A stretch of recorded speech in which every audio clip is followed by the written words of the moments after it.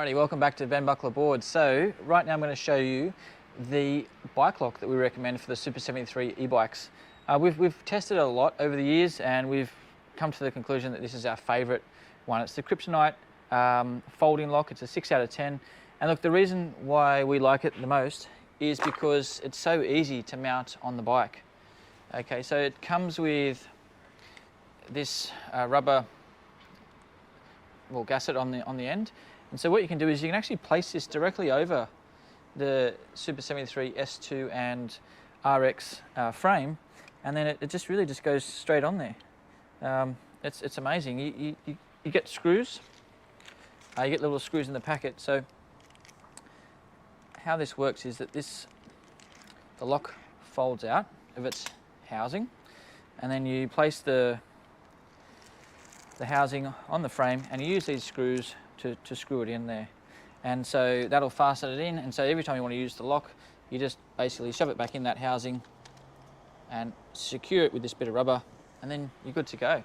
It's a heavy lock, 6 out of 10 strength, so it is going to be heavy. But the good thing about this location is that it doesn't affect the balance of the bike. It's quite low down and fairly hidden. It looks quite smart as well. So that's why that's our favourite one. So yeah, another thing you can do too is if you don't have that part of the frame, it can fit on other bikes with these clamps. So if you have, say, an S1 or a ZG, you can just wrap it around the frames, and then this will go through those slots there, and you lock it in with these plastic screws. So quite a versatile lock, and I'll show you how we use it right now. I'll show you how we use it.